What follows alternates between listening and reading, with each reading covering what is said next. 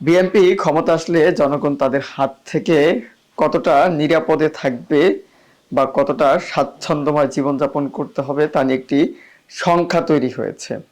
জনমনে এই সংখ্যাটি কাজ করছে, হয়তোবা চাপা কষ্টের মতো। কেউ বলতে পারছে না যে আসলে আমরা খুব সংখ্যাবোধ করছি বা আমরা খুব আতঙ্কিত যে বিএনপি ক্ষমতা আসলে কি না কি হয়ে যেতে পারে। কারণ বিএনপির অঙ্গ সংগঠন থেকে শুরু করে তাদের যে মূল দলটি রয়েছে, এই মূল দলের নেতাকর্মীরাও বিভিন্ন অপকর্মে জড়িত হচ্ছেন 5ই আগস্টের পরে।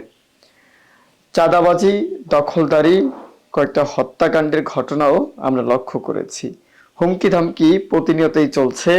কোপাকুপি, এটা হয়তোবা বিএনপি নেতাকর্মী যারা রয়েছে তাদের অঙ্গ সংগঠনের যারা নেতৃত্বে রয়েছে বা সমর্থক রয়েছে, কর্মী রয়েছে, তাদের কাছে ডাল আর ভাতে পরিণত হয়েছে। দৈনন্দিন খোরাক, কাজ শেষে যেভাবে মানুষ মজুরি গ্রহণ করে, ঠিক তেমনই দৈনিক তাদের মজুরি পরিশোধ করতে হয় যে কোনো একটা কোপাকুপির মামলা বা চাঁদাবাজি, হুমকি থামকি দিয়েই তারা দিন অতিবাহিত করছে। খুব ভালো, খুব ভালো কথা। এবং ভবিষ্যৎ কি, সেই ভবিষ্যৎ নিয়ে তারা ভাবছে না। না ভাবার কারণে হয়তোবা হতেও পারে যে তাদের সামনে অনেক বড় বিপদ অপেক্ষা করছে। নিরাপত্তা, আমাদের নিরাপত্তা কি আসলে কোনো রাজনৈতিক দল নিশ্চিত করতে পারবে? আমরা প্রতিনিধি কেন নির্বাচিত করি? ভোট দিয়ে, আমাদের নিজস্ব ভোট দিয়ে আমরা একজন প্রতিনিধি নির্বাচিত করি। সে আমাদের হয়ে কাজ করবে, আমাদের যেটা করা সম্ভব না সেটা সে করে দিবে, আমাদের যেখানে যাওয়া সম্ভব নয় সেটা সে যাবে, সে করবে, আমাদের পক্ষ নিয়ে কাজ করবে। অন্তত মিথ্যার পক্ষ নেওয়ার প্রয়োজন নেই, কিন্তু সত্য যেটা সেটার পক্ষে নিয়ে কাজ করলেই তো হয়।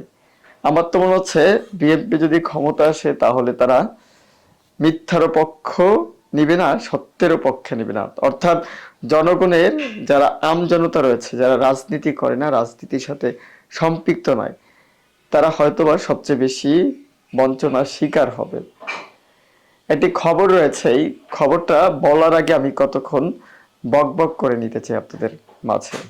এই বকবক অনর্থক কিনা, অর্থহীন কিনা, এটা যাচাই বাছাই আপনারা করবেন। কিন্তু এই বকবকের কিছু কারণ রয়েছে, বা এই বকবক করার পিছনেও কিছু উদ্দেশ্য রয়েছে।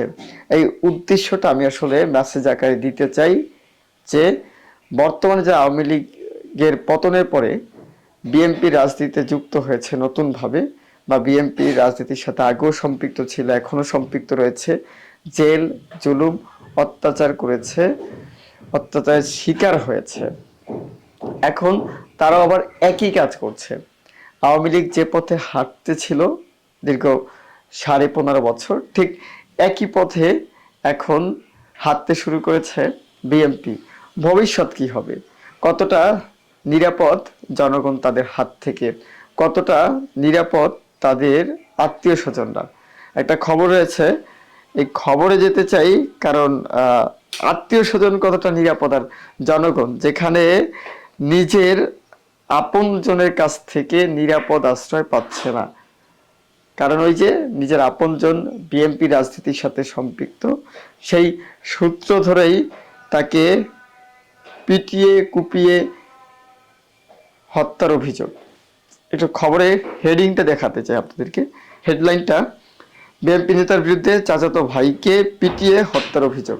একটা বার চিন্তা করুন যে চাচাতো ভাই, একই রক্তের বন্ধন, একই পরিবারে বেড়ে ওঠা, একই সাথে পথচলা, সুখ দুঃখের সাথী, একে অন্যের পরিপূরক হিসেবে কাজ করেছে, সর্বদা বিপদে আপদে পাশে থেকেছে বা থাকার চেষ্টা করেছে। সেই আপন নিজের চাচাতো ভাইকে বিএনপি নেতা পিটিয়ে হত্যা করেছে এবং একটি অভিযোগ তার বিরুদ্ধে উঠে এসেছে, অভিযোগের সত্যতাও রয়েছে। যেহেতু এরকম একটি অভিযোগ, বিএনপি ভবিষ্যতে রাজনৈতিক দল হিসেবে ক্ষমতায় আসতে যাচ্ছে, তাদের একটি দাপট রয়েছে বা একটা আসার সম্ভাবনা রয়েছে, একটি ক্ষমতার বলয় তৈরি হয়েছে।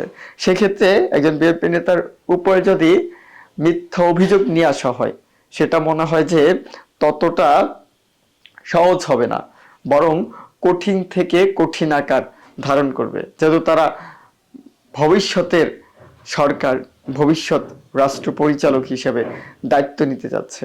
সেই হিসাবেই তো বলতে চাই যে এরকম একটি অভিযোগ ঠুনকোভাবে উড়িয়ে দেওয়া ঠিক হবে না। ঘটনার সত্যতা রয়েছে, পত্রিকায় এসেছে, বাংলা ট্রিবিউন থেকে পড়ছি।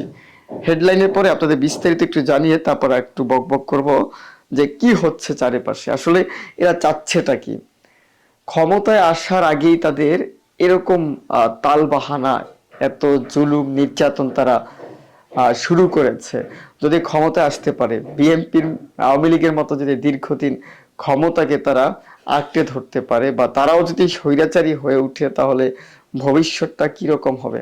আসলে আওয়ামী লীগ পতনের পর বা আওয়ামী লীগের শাসন ব্যবস্থার পর তাদের যে অবসান হয়েছে বা তাদের পতন হয়েছে, সেই পতন থেকে সব রাজনৈতিক দলগুলোর শিক্ষা নেওয়া উচিত ছিল।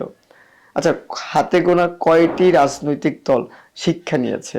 বাংলাদেশের বৃহত্তর একটি রাজনৈতিক সংগঠন যেটা হচ্ছে বিএনপি, সেই বিএনপির রাজনৈতিক কর্মী, নেতা, সমর্থক যা রয়েছে, তাদের তো শিক্ষা নেওয়া অন্তত উচিত ছিল যে আমরা যদি স্বৈরাচারী হয়ে উঠি, আমরা যদি নির্যাতন চালাই, নিপীড়ন চালাই, তাহলে আমাদের ভবিষ্যৎ ঠিক এর থেকেও খারাপ হতে পারে। সেই শিক্ষাটা তারা না অর্জন করে তারা যেটা করলো, তারা আওয়ামী লীগ যা করেছে তার কয়েক ধাপ এগিয়ে তারা এখন কাজ করছে। আওয়ামী লীগ যদি একজনকে হত্যা করেছে, তারা করছে তিনজনকে, 3 ধাপ এগিয়ে রয়েছে। খবরে টাঙ্গাইলে নাগরপুরে জমি সংক্রান্ত বিরোধের জের ধরে বিএনপি নেতার বিরুদ্ধে তার চাচাতো ভাইকে পিটে হত্যার অভিযোগ উঠেছে। কতটা অমানবিক একটাবার চিন্তা করুন তো। মানুষকে পিটিয়ে হত্যা করা হচ্ছে বা পিটিয়ে হত্যা করেছে 4টা, মানে মানুষের জীবনকে ঠুনকো, মানে খেলা ঘরের পুতুলের মতো আপনি যখন তখন ভেঙে ফেলবেন। মন চাইলে আপনি খেললেন, মন না চাইলে সেটাকে ভেঙে ফেলেন, এরকম কিনা। মানুষের জীবন এত ঠুনকো হওয়ার কারণ কি? রাজনৈতিক ব্যক্তিদের নৈতিকতার অভাব, না তাদের ক্ষমতার দাপট? কেন এই বিএনপির রাজনীতিবিদরা এতটা অমানবিক হয়ে উঠেছে? সোমবার 29শে মে, গতকালকে সংবাদ, সকালে উপজেলার মুরাদনগর ইউনিয়নের সুদামপাড়া গ্রামে ঘটনা ঘটে। নিহত ব্যক্তির নাম আব্দুল জব্বার, বয়স হচ্ছে 52 বছর। তিনি উপজেলার মামুদনগর ইউনিয়নের সুদামপাড়া গ্রামের মৃত চানমিয়ার ছেলে। এ ঘটনায় আহত হয়েছেন আরো 4 জন। অভিযুক্তের নাম মোহাম্মদ বাদশাহ। তিনি উপজেলা বিএনপি তাঁতি মৎস্যজীবী ও উপজাতি বিষয়ক সম্পাদক এবং মামুদনগর ইউনিয়ন বিএনপি সাংগঠনিক সমিতি হিসেবে দায়িত্ব পালন করছেন। বেশ ভারী ভারী দায়িত্ব এই ব্যক্তির কাঁধে তুলে দেওয়া হয়েছে। আচ্ছা, যখন আমরা কারোর উপর দায়িত্ব দিই, তখন সে ব্যক্তি দায়িত্বশীল ব্যক্তি হলো, তার যে উগ্র উগ্র একটা ভাব আছে, বা সেই দায়িত্বর স্থান থেকে যে তার একটি নীতি, নৈতিকতা অর্জন করা দরকার, বা হচ্ছে একটি বলয় থাকা দরকার, একটি সীমানা, একটি গণ্ডি থাকা দরকার। তা কি তারা ভাবে? তারা এই যে কাজটি করেছে, তার তো তার নীতি, নৈতিকতা, তার বলয়, তার সীমানা অতিক্রম করেছে। এ ধরনের নেতাদের বিরুদ্ধে কি ব্যবস্থা নেওয়া হবে? নেতা পরিবার ও স্বজনের সূত্রে জানা গেছে, দীর্ঘদিন ধরে জমির মালিকানা নিয়ে বিএনপি নেতা বাদশাহ মিয়ার সঙ্গে তার চাচাতো ভাই আব্দুল জব্বারের বিরোধ চলে আসছিল। বিষয়টি আদালত পর্যন্ত করায় সম্প্রতি রাজনৈতিক প্রভাব খাটিয়ে বাদশাহ জমি দখলের চেষ্টা চালিয়ে আসছিল। গত রোববার আদালতে হাজিরা দিয়ে ফেরার পর রাতে বাদশাহ মিয়া জব্বারের পারিবারিক গালিগালাজ করেন। এর জের ধরে সোমবার সকালে বাদশাহ মিয়া দলবল নিয়ে জব্বারের বাড়িতে হামলা চালায়। তারা লাঠিসোঁটা দিয়ে বেদম মারধর করে জব্বার সহ পরিবারের 5 সদস্য গুরুতর আহত হন। তাই উদ্ধার করে উপজেলা স্বাস্থ্য কমপ্লেক্সে গেলে কর্তব্যরত চিকিৎসক জব্বারকে মৃত ঘোষণা করেন। আহত অন্যের চিকিৎসাধীন আছে। কি একটা অবস্থা! একটা আবার চিন্তা করেন, শুধু জমি সংক্রান্ত সমাধান, মামলা হয়েছে, আইন রয়েছে, আদালত রয়েছে, তার মধ্যে রায় হবে।